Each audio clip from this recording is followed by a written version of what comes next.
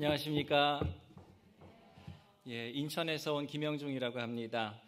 귀한 자리에 초청해 주신 황인태 담임 목사님과 신갈교회 모든 성도님들, 그리고 오늘 특별히 헌신 예배를 주관하시는 에스더 드보라 여선교회 회원 여러분들에게 깊은 감사를 드립니다.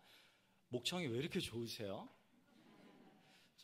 제가 그 황인태 목사님께로부터 이 여선교회 권사님들이 연령이 어떻게 되시는지 제가 들었거든요. 저희 어머니 딱 세대 되시는데, 보통 이제 어머니 세대 되면은 이제 이렇게 나와야 되는데 목소리가 쫙 하고 나오는 소리에 제가 깜짝 놀랐습니다. 귀한 찬양 너무 감사드리고요. 오늘 이 예배 또 귀한 헌신 예배이니까요, 하나님께서 또 영광 받으시고 또 여선교회 힘을 얻는 귀한 시간 되기를 소원합니다. 방금 우리 회장님께서 소개를 해주셨는데요, 저는 이 자리에서 먼저 저희 어머니에 대해서 말씀을 좀 드려야 될 것 같습니다. 제가 들은 바로는 저희 어머니는요, 바로 이곳 신갈감리교회의 초대 반주자였습니다. 돌아가신 이승근 목사님께서 교회를 개척하시고 얼마 안 됐을 때, 당시에 그 도로공사에 다니시던 저희 아버지께서 신갈 톨게이트로 발령이 나가지고 여기로 오셨는데, 그때 저희 어머니께서 찾아가신 교회가 바로 이 교회였습니다. 어머니께 들은 몇 가지 이야기는 당시에 이제 이승훈 목사님, 당시 전도사님이실 때 40일 금식기도 하셨던 이야기, 그런 얘기 저한테 해주셨었고, 그리고 저희 누나랑 비슷한 시기에 이제 이승훈 목사님의 장남 이광현 목사님도 태어났는데 얼굴이 참 까맸다, 뭐 그런 얘기 들었던 기억이 납니다. 근데 이제 아쉽게도 저희 집은 저희 아버지께서 80년도에 새 직장을 구하시면서 강원도 강릉으로 이사를 가는 바람에 저희 가족의 신갈교회 이야기는 여기까지입니다. 저는 강릉에서 태어나서 여기서 신앙생활을 하지는 못했고요. 그리고 제가 20년 전에 2002년도에 이곳에 왔었습니다. 이곳에서 당시에 신갈교회에서 감신대 군목후보생 대면식을 했었어요. 당시 이광현 목사님이 그 회장을 하고 계셔가지고 저희가 행사로 제가 이곳에 왔었는데, 이제 이승우 목사님께서 저에 대해서 이야기를 들으시고는 저를 보자마자 너구나 하면서 이렇게 반겨주셨던 그 추억이 있습니다. 그로부터 20년이 지나서 제가 가장 사랑하고 존경하는 저의 친구 황인태 목사님이 이곳에 담임 목사님으로 부임하게 되었습니다. 아마 이 자리에 계신 분들 중에서 사모님까지도 포함해서 제가 아마 황인태 목사님을 제일 오래 본 사람일 것입니다. 신학교 입학 동기니까요. 아마 여러분께서 이제 이미 거의 1년 반 황 목사님과 함께 하셨기에 이분이 어떤 분이신지 다 아시겠지만, 저는 22년을 봤거든요. 황인태 목사님은 제가 가슴에 손을 얹고 진실된 고백으로 제가 질투가 날 정도로 참 지덕체를 겸한 목사님이십니다. 정말 좋은 목사님이에요. 성품이 온유하여서 저희 친한 동기들 사이에서 늘 피스메이커, 늘 중재하고 또 평화를 만드는 그런 사람이고요. 또 여러 분야에서 센스가 뛰어나서 흐름을 잘 읽어요. 그래서 항상 먼저 움직이고 지혜롭고, 그냥 항상 어쩌다 보면은 뭘 배우고 있어요. 어쩌다 보면 어디 가서 뭘 또 하고 있고, 늘 부지런히 움직이면서 동년배에 비하면 경험치가 여러 분야에서 정말 뛰어난, 정말 좋은 목사님 여러분 모시게 된 겁니다. 제가 오늘 여러분 처음 뵙는 거지만 제가 보증하겠습니다. 그래서 이제 또 황인태 목사님과 함께 또 행복한 신앙생활 계속해서 이어가시는 신갈교회 되시기를 주님의 이름으로 소원합니다. 말씀을 시작하면서 한 가지 좀 여러분들에게 여쭤보고 싶은 것이 있습니다. 만약에 여러분들에게 인생을 살아가는 100%의 힘이 있다면, 내가 지금 모든 힘을 다한다면 100이라는 인생을 살 수 있다면, 지금 바로 이 시점에서 여러분은 몇 %의 힘을 쓰고 계십니까? 혹은 내가 생각하는 것에 몇 %의 인생을 살아내고 계십니까? 제 질문이 이해가 안 되신다면 먼저 제 고백에 한번 귀를 기울여 주시겠습니까? 저는 한국 나이로 23살, 학부 4학년 때 한 교회에서 본격적으로 이제 주부의 이름받고 전도사 생활을 시작했습니다. 그런데 그 당시에 제가 늘 마음속에 한 구석에 담아두었던 생각이 있었습니다. 나중에 목사 안수 받으면 제대로 사역해야지. 그런 마음이 있었어요. 학생이었고 어렸고 전도사였고 그러니까 제 마음 한구석에 그런 생각이 있었습니다. 그때가 23살이었고요. 그런데 25살이 되어서 목사 안수를 받고 27살에 이제 군목을 가게 됐는데 그때 제 생각이 이렇게 바뀌었습니다. 그래, 아직 군목회는 특수목회니까 전역하고 유학도 갔다 오고 나면 그때 제대로 충실하게 목회를 해야지, 이런 생각을 마음 한구석에 가지고 있었습니다. 그런데 또 전역을 한 이후에는 어떻게 변했을까요? 그래, 나는 아직 총각이니까, 싱글이니까 결혼하고 나면 제대로 충실하게 그때 목회를 할 수 있을 거야. 이런 식으로 뭔가 제가 직면한 상황에서 자꾸 제 역할을 충실히 해야 될 타이밍이 오면 이걸 자꾸 이런 식으로 미래의 시점으로 밀어놨던 것이에요. 제가 최선을 다하는, 제대로 목회하는 그 시점에 대해서 계속해서 이게 해결되면, 시간이 지나면, 뭐 되면, 이런 식으로 떠넘겼던 것입니다. 그런 생각 때문에 저는 20대 때에 뭔가 더 공부하고 더 풍성하게 경험하고 배우고 할 수 있는 기회를 많이 놓쳤던 것 같습니다. 그러다가 제가 30 나이에 이제 군에서 전역하고 지금 제가 사역하고 있는 인천 주한감리교회에서 이제 갑자기 부목사를 부임을 하게 됐는데 제 눈앞에는 200명이 넘는 청년들이 있었습니다. 30살의 총각이었는데 그때 그 순간에서야 제가 그동안 쭉 미루어 왔었던 모든 것들에 대한 지불유예가 이제 다 끝났다는 것을 실감하게 되었습니다. 아, 이제부터 진짜구나. 어떡하지? 나는 준비가 덜 돼 있는데.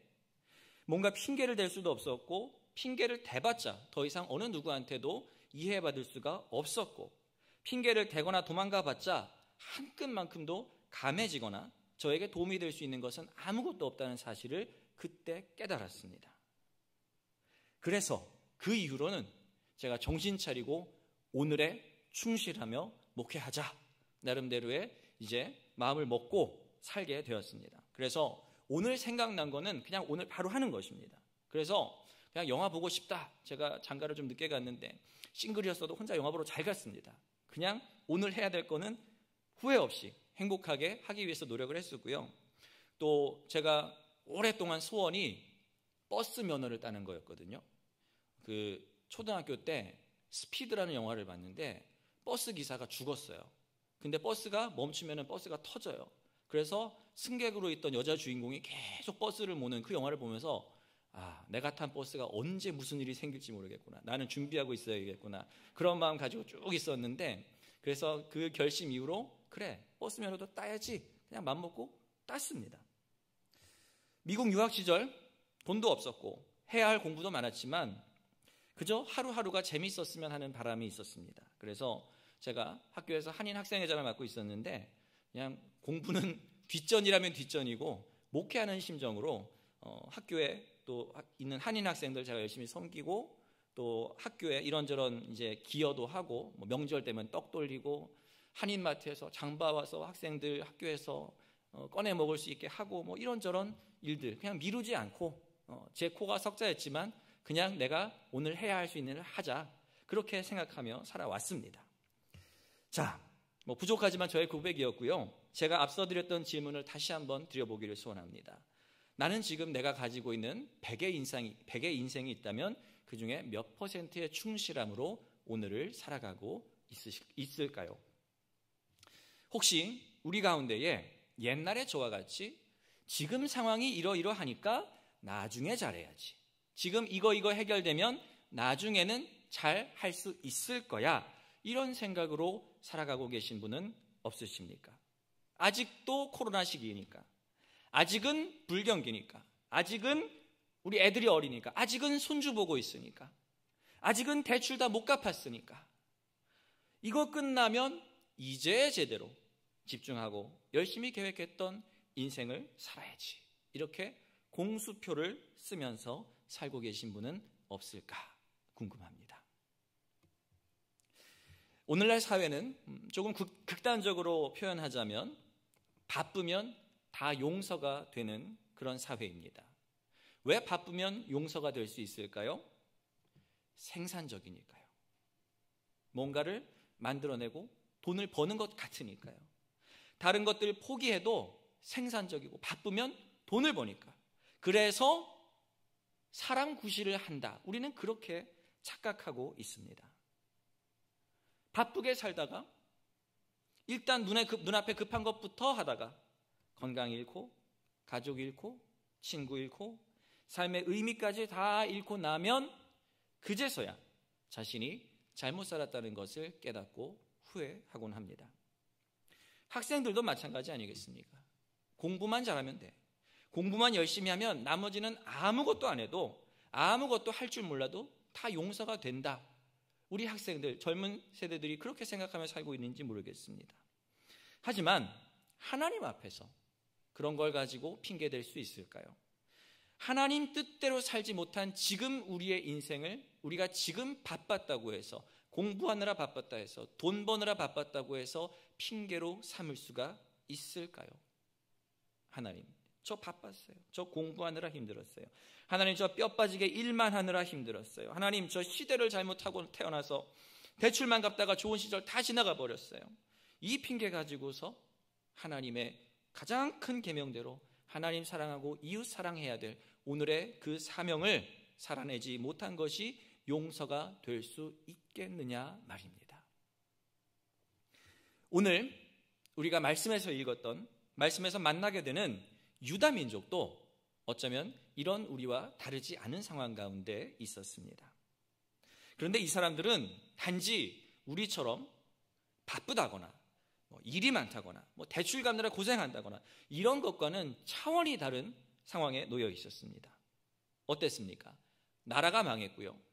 이역만리 타국의 포로로 끌려와 있었습니다. 예루살렘에서 바벨론까지의 거리는 한국에서 어디까지 되냐면 몽골까지 가는 거리 정도가 된다고 합니다. 그 먼 거리를 타고 왔겠습니까? 걸어서 끌려왔겠죠. 끌려와서 모든 권리를 빼앗기고 기약 없이 노예로, 삼류시민으로 그렇게 살아야만 했던 그런 상황이었다면, 그런 상황의 인생이라면 하나님 앞에서 신실하게 거룩하게 살지 못했어도, 행복하게 잘 살지 못했어도 뭔가 정상 참작이 됐을 것 같지 않으십니까? 핑계거리가 될 만하다고 생각하지 않으십니까? 이 정도 역경을 겪었다면 말이죠. 인간적으로 우리는 그렇게 생각할 수도 있을 것입니다. 그러나 선지자 예레미야는 적어도 그렇게 생각하지 않았습니다. 그는 바벨론으로 끌려간 동포들에게 편지를 적어서 이렇게 부탁을 하였습니다. 한마디로 요약하면 잘 먹고 잘 살아야 된다. 비록 포로로 끌려가지만 그곳에서도 잘 먹고 잘 살아야 된다. 100%로 살아야 한다. 예레미야는 그렇게 부탁을 한 것이었습니다. 오늘의 말씀이 그렇게 기록이 되어 있죠. 너희는 집을 짓고 거기에 살며 텃밭을 만들고 그 열매를 먹으라. 아내를 맞이하여 자녀를 낳으며 너희 아들이 아내를 맞이하며 너희 딸이 남편을 맞아 그들로 자녀를 낳게 하여 너희가 거기에서 번성하고 줄어들지 아니하게 하라. 너희는 내가 사로잡혀 가게 한 그 성읍의 평안을 구하고 그를 위하여 여호와께 기도하라. 이는 그 성읍이 평안함으로 너희도 평안할 것임이라. 아멘. 이 말씀 한마디로 요약하면 거기 가서도 잘 먹고 잘 살아야 한다. 그러한 부탁이었습니다. 제가 아주 좋아하는 신학자 중에 스캇 맥나이트라고 하는 분이 계신데, 그분의 책 중에 하나님 나라의 비밀이라는 책을 보면은 요 말씀 5절에서 7절까지의 이 말씀을 이렇게 요즘식으로 해석을 해놨어요. 한번 들어보시겠습니까? 경제적으로 지속 가능한 생활 양식을 만들라. 가족의 삶을 개발하라. 좋은 주민이 되어 그 성이 번성하도록 도우라. 그리고 하나님이 그들과 맺으신 언약에 충실하라. 요컨대 선해지고 선한 시민이 되어라. 이런 부탁을 포로들에게, 절망 가운데 끌려가던 그 포로들에게 했다는 말입니다. 아무리 포로 생활 중에 있다 하더라도, 우리식으로 얘기하면 아무리 바빠도, 아무리 혈압 있고 당뇨 있고 고지혈증 있고 무릎 아프고 오십견이 와도, 아무리 대출이 많아도 그 핑계 가지고서 바로 오늘 주어진 나의 삶의 그 풍성함, 하나님께서 주신 삶의 풍성함을 누리지 못한다면 이것은 결단코 하나님 앞에서 핑계가 될 수 없다는 말씀입니다. 이게 사실 말은 쉽지, 2023년 대한민국에서 살아가는 것이 결코 모든 세대에 있어서 호락호락하지 않다는 것, 제가 왜 모르겠습니까? 그럼에도 불구하고 말씀은 우리에게 전합니다. 잘 먹고 잘 살아야 한다고 말입니다. 더 풍성하게 살아야 합니다. 더욱 하나님과 가까이 동행하는 삶으로 온 힘을 다하여서 나아가야 하는 줄로 믿습니다. 왜냐하면요, 우리 스스로가, 우리 자신이 하나님의 자녀임을 깨달았다면 우리의 인생은 그냥 태어난 대로, 어쩌다가 태어난 대로 그냥 사는 것이 아니라, 생겨먹은 대로 사는 것이 아니라 하나님의 귀중한 부르심으로 인해서 시작된 것이 우리의 인생이라는 것을 우리가 알게 된 이상, 우리의 삶은요, 그냥 내가 정의하고 내가 계획하고 내가 이끌어가는 대로 사는 삶이 아니라 바로 하나님께서 우리의 삶을 정의하시고 하나님께서 우리의 삶을 이끄시는 대로 살아가야 하는 것, 그것이 우리의 삶이 아니겠습니까? 우리가 하나님의 자녀임을 아는 이상 말입니다. 이 부르심, 두 글자로 소명이라고 하죠. 이 소명이라는 것은요, 비단 목사님, 전도사님, 선교사님에게만 해당되는 것이 절대로 아닙니다. 소명이라는 것은, 하나님의 부르심이라는 것은 하나님을 알고 하나님을 믿는 모든 사람들에게 각자 모두에게 차별 없이 주어진 것입니다. 오스기니스라는 기독교 작가분이 쓰신 소명이라는 책이 있는데, 그분은 소명을 두 가지 차원으로 나누어서 이야기를 합니다. 첫 번째 소명은 우리의 모두의 삶이 하나님의 부르심에 의해서 시작되었다.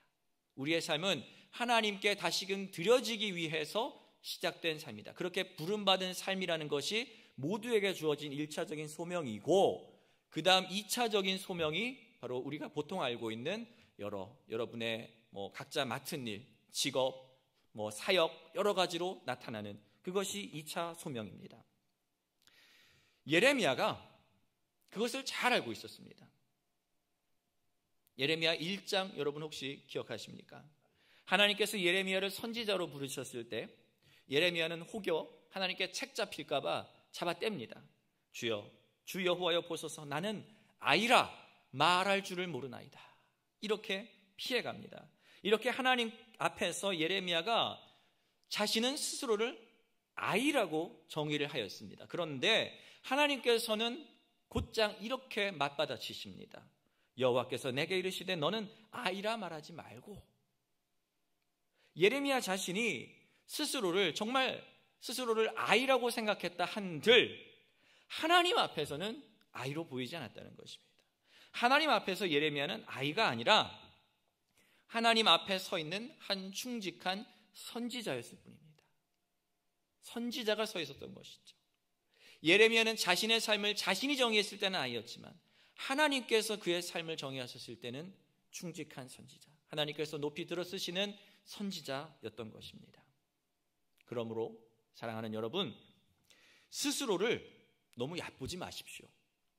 스스로가 얼마나 대단한 하나님의 부름받은 사람인지를 아셔야 합니다. 이런 것이 스스로를 얕보는 것이에요. 나는 이만큼 애쓰며 살았으니까, 나는 애 키우느라 고생하고 남편 뒷바라지 하느라 고생했고, 나는 계속 평생 일터 나가서 고생했으니까 지금 이 순간 나는 조금 우울하게 처져 있어도 그게 다 그 결과야. 나는 그냥 지금 조금 처져 있어도 용서가 될 거야. 그렇게 생각하는 것이 바로 하나님 앞에서 내 자신을 얕보는 것입니다. 내가 살아온 인생의 굴곡 때문에 지금 나의 삶이 가장 행복하지 못하고 가장 충실한 삶이 되지 못한 것에 대해서 나름대로의 인간적인 사연은 있을 수 있지만 거기에 머물러 있다면 하나님께서 바라보시는 여러분 자신을 알지 못하는 것입니다. 핑계가 될 수 없습니다. 하나님께서는요, 우리가 만약에 그 인생길 가운데서 지치고 힘들어하면은 에고 너 참 고생 많았지, 내가 안다, 힘들었겠구나, 요렇게만 말씀하시고서 우리를 그냥 그 채로 놔두시는 분이 아니라 그 상황에서 우리를 잡아 끌어올리십니다. 우리를 위로하시고 힘주시고 다시금 일으키셔서 어떠한 상황이든 간에 지속 가능하고 풍성한 삶으로 우리를 잡아 끌어내고야 마시는 분이 바로 하나님이신 줄로 믿습니다. 이걸 믿어야 합니다. 하나님께서는 우리가 인생 살아가면서 상황 잘못 만난 것, 어려운 시대 타고 태어난 것, 고생하는 것 다 아세요. 참작해 주십니다. 하지만 절대로 하나님 앞에서 우리의 인생에 있어서 용서가 안 되는 것이 있는데, 그것은 바로 제가 아까 처음에 나눴던 것처럼 지불유예의 삶을 사는 것. 이거 해결되면 잘할게요. 이거 해결되면 헌신할게요. 이거 다 하고 나면 그때 잘할게요. 그때 제대로 살게요. 그때 제대로 믿을게요. 하나님 앞에서의 나의 삶을 계속 지금의 상황을 핑계로 미루어두는 지불유예의 삶을 하나님께서는 절대로 가만히 놔두지 않으실 것입니다. 참지 않으실 것입니다. 바로 지금 열심히 후회 없이 살지 못하는 것. 내가 다른 사람들 5달란트, 2달란트 받을 때 1달란트 받았다고 해서 기분 나빠서 그냥 이거 휙 던져버리고서 그 가능성, 1달란트가 가지고 있는 그 무한한 가능성마저 포기하는 것, 그것을 하나님께서는 참지 못하신다는 말입니다. 그러므로 이제 우리의 문제입니다. 우리가 하나님의 손을 놓지만 않으면 됩니다. 우리는 하나님 손에 이끌려서 어떤 인생의 상황 가운데 있더라도 하나님께서 우리의 손을 잡고 계시기 때문에, 우리가 그 손을 놓치지만 않으면 우리를 일으키시고 들어 쓰실 것이기 때문에, 포로 가운데 있다 할지라도, 정말 이방사회에서 삼류시민으로 언제까지 기약 없이 살아간다 할지 몰라도 그곳에서 텃밭을 만들고 열매를 먹으면서 자손을 낳고 번성하면서 행복하게 최고의 삶으로 살아갈 때, 그것이 바로 우리 인생에 주어진 하나님의 부르심일 것입니다. 저는 그래서 우리 모든 신갈교회 성도님들이, 특별히 오늘 헌신 예배하시는 에스더 드보라 여성교회 모든 회원분들, 이 말씀 믿고서 이 말씀대로 번성하여서 이 교회를 평안하게 하고, 또한 여러분의 가정이 속한 지역사회를, 또 여러분이 거하는 나아가는 모든 곳을 평안하게 만드시기를 주님의 이름으로 축원합니다. 6절 말씀의 끝부분을 꼭 기억하십시오. 너희가 거기에서 번성하고 줄어들지 아니하게 하라. 어느 곳에 있든지 거기에서 번성하고 줄어들지 아니하게 하라. 지금 여러분이 눈앞에 있는 것에 얽매여서 집을 유예하고 있는 것들, 포기했던 꿈들, 풍성한 삶의 모습들 지금 다 찾아오십시오. 이거 해결되면 하려고 했던 것들 다 찾아오십시오. 여러분은 지금 이 순간 이곳에서 번성하셔야 됩니다. 줄어들면 안 됩니다. 지금 내가 사용하고 있는 그 힘이, 내가 살고 있는 그 인생의 풍성함이 만약에 50%라고 합시다. 그렇다면 우리는 지금 이 50만 보면서 이걸 가지고 어떻게 나눴을까, 이걸 가지고 아등바등하고 있는지 모릅니다. 하나님께서 우리에게 주신 삶은 100인데 50 가지고서 이거 시간 쪼개서 어떻게 살까? 그냥 요구하고 교회 일은 나중에 하고, 헌신하는 건 나중에 하고, 하나님과 말씀 동행 나중에 하고, 풍성한 거룩한 행복한 동행은 미뤄두고 나중에 할 수 있겠지. 요거 가지고 조금만 거 가지고 아등바등하고 있지는 않습니까? 우리가 할 수 있는 능력이 이만큼이 있는데, 지금 여러분이 갖고 계신 그 능력과 열정 100을 다 쓸 수 있습니다. 우리의 삶은 하나님께서 부르신 것이고 하나님께서 사용하시는 것이니까 그 믿음만 있으면 무엇인들 못하겠습니까? 진짜로 여러분이 할 수 있는 풍성한 삶을 지금 다 누리기 위해서 최선을 다하면서, 그때도 그래도 인생이 행복하지 않다면 그때 하나님께 따지시기 바랍니다. 제가 같이 따져드릴게요. 하나님께서 주신 우리의 몫을 제대로 확인하고서 따질 때 따져야겠죠. 내가 지금 사랑하고 섬겨야 할 하나님 지금 섬기고, 내가 지금 사랑하고 섬겨야 할 가족, 교회를 지금 가장 풍성히 사랑하고, 내가 지금 도전해야 할 인생 지금 도전하고, 바벨론 포로들이 그 바벨론에서도 텃밭을 가꾸고 열매를 먹고 번성하라 명령을 받았듯이, 하나님께서 그렇게 명령하셨듯이 신갈교회 성도님들 모두가 지금 이곳 21세기 대한민국에서 온 세상 어디서든 번성하라고 하나님께서 명령하시는 줄로 믿습니다. 여러분의 삶의 양식을 되돌아보십시오. 내 삶이 어떻게 반복되고 있는지, 나의 일상, 나의 일주일, 나의 1년을 되돌아보십시오. 나를 하나님 앞에서 내 자신을 풍성하게 해주는 지속 가능한 생활 양식이 있는가? 아까 제가 신학자의 그 표현을 인용을 했었죠. 지속 가능한 생활 양식이 있는가? 내 삶이 점점 더 하나님 앞에 풍성하게 가까이 나아가기 위한 지속 가능한 생활 양식이 여러분에게 준비되어 있는가? 남들 주일 저녁에 다 집에 가서 놀기에 바쁘고 회식하고 뭐 TV 보고 그러기에 바쁜데, 이 저녁 시간을 지키시는 것도 지속 가능한 생활 양식이죠. 여러 가지가 있습니다. 없으면 만드시면 되는 것이고요, 내 나름대로 할 수 있는 것이 있고, 또 교회 공동체로서 함께 할 수 있는 것들이 분명히 있을 것입니다. 오늘 말씀을 마무리하는 이야기로 제가 7년 전에 겪었던 이야기 하나를 해드리려고 합니다. 제가 한동안 교회 앞에 원룸 아파트에 살고 있었어요. 근데 그 아파트는 이제 상가 주상복합이었는데 그 중간에 5층에서부터 면적이 이렇게 좁아집니다. 그래서 5층에서 좁아져서 다시 쭉 올라가는데, 이 좁아지는 그 옥상, 여기에 이제 옥상층이 있겠죠. 중간 옥상이 있는데, 그런데 문제는 무엇이냐? 평평한 곳만 있으면 우리 대한민국의 할머니들은 거기다 뭐 하나요? 뭐 심죠? 거기다가 화분을 놓고 뭘 자꾸 심는 거예요, 할머니들이. 그래서 아파트 관리사무소에서 아무리 경고를 하는데 계속 방송을 합니다. 5층 옥상에다가 뭐 심으신 분들 그 치우세요. 그렇게 경고를 해도 할머니들의 고집을 꺾을 수가 없었습니다. 근데 저는 그런 그 안내 방송을 들을 때마다 좀 부정적으로 생각했어요. 아유, 뭐 이렇게 하지 말라면 좀 하지 마시지. 뭘 그렇게 유별나게 그렇게 하려고 그러시나. 그렇게 생각했던 것이 사실이었습니다. 그런데 하루는 저희 집에 누가 초인종을 눌렀습니다. 문을 열고 보니까 그 같은 층에 살고 계시던 저희 교회 할머니 성도님이 찾아오셨어요. 그런데 그 할머니 성도님의 손에는 검은 비닐봉지가 하나 들려 있었는데, 거기에 뭐가 들어있었냐면 바로 그 비밀의 화원에서 길러낸 상추가 가득 차 있었습니다. 상추인 거 어떻게 하셨어요? 그래서 그 상추를 받아서 저녁에 집사람과 함께 맛있게 먹었습니다. 참, 사람 마음이 참 간사한 게요, 이전에는 그렇게 속으로 욕하다가 그거 하나 먹고 나니까 그 욕이 쏙 들어가는 것입니다. 이 상추를 음미하면서 제가 그 다음에 관리소에서 또 방송이 나왔을 때 이제 그 할머니들의 마음으로 제 마음이 옮겨간 것이에요. 그래서 방송이 나왔을 때 제 속의 말이 바뀌었습니다.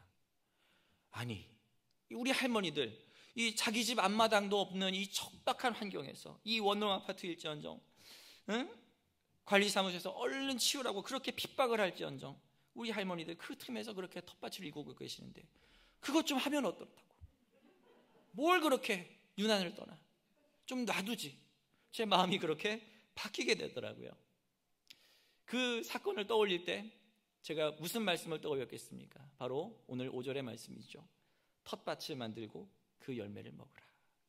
우리 할머니들 어렸을 때 다 텃밭 있는 집에서 살지 않으셨겠어요? 그 마음이 남아 있어서 아무리 이제 나이 먹고 원룸 좁은 아파트에 살고 있어도 어떻게 해서든 내가 내 텃밭을 가꾸겠다는 그 집념, 그것은 권장할 것입니다. 대단한 것입니다. 하나님 말씀대로 사는 거잖아요. 그죠? 텃밭을 일구고 열매를 먹는 삶. 근데 제가 지금 말씀드린 이 할머니 성도님께서 지난달에 돌아가셨어요. 근데 이제 그 성도님 담당 구역 목사가 마침 또 부재 중이어가지고 제가 대신 장례를 치르게 됐습니다.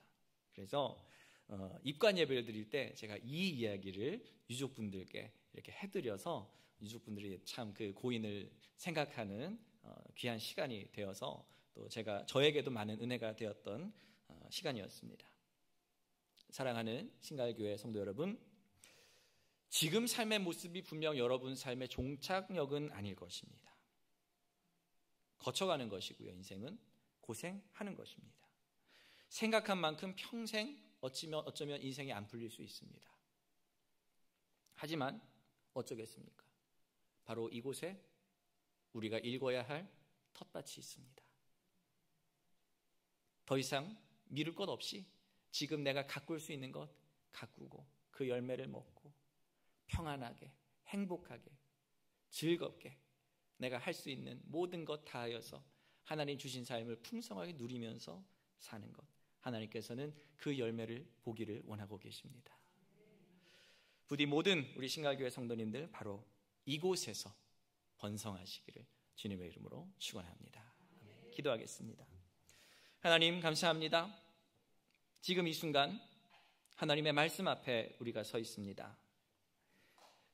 그 옛날 유다 백성들이 나라가 망하고 이역만리 타국에 포로로 끌려와서 기약 없이 삼류 시민으로 살아갈 때에 하나님께서 예레미야를 통해 주셨던 말씀은 그곳에서 적당히 살아라가 아니라 그냥 눈물만 감추어라가 아니라 그곳에서 적극적으로 텃밭을 일구고 그 열매를 먹으면서 자손을 낳고 번성하면서 되레 그 성의 평안을 위해서 기도하며 살라, 하나님께서는 말씀해 주셨습니다. 이 말씀을 앞에 두고 우리의 삶을 돌아봅니다. 하나님, 우리의 삶 가운데 우리의 인생이 겪어왔던 여러 가지 시련들이 있고 하나님 앞에서 우리가 굳이 행복하지 않아도 될 것 같은, 굳이 100%의 힘을 다하지 않아도 될 것 같은, 굳이 우리가 힘을 다하지 않아도 조금은 우울해도, 조금은 힘들어해도, 조금은 물러서 있어도, 조금은 대충 살아도 될 것 같은 핑계가 널려 있지만, 그러나 하나님께서 우리에게 주시는 마음, 우리에게 주시는 명령은 모든 힘을 다하여서 그곳에서 번성하며 살아가라는 말씀입니다. 하나님, 우리의 삶 다시금 돌아보며 하나님께서 정의하시는 우리의 삶으로 나아가기를 소원합니다. 하나님, 텃밭을 만들고 그 열매를 먹으며 행복하게 살아가겠습니다. 우리가 가진 힘은 적지만 주님께서 주신 힘은 넉넉하오니 그 힘을 의지하여서 힘을 내어서 우리의 가지고 있는 모든 것을 주 앞에 맡기며 살아가 보겠습니다. 주님 지켜봐 주시고 힘 주시고 이끌어 주시옵소서. 예수 그리스도의 이름으로 기도하옵나이다. 아멘.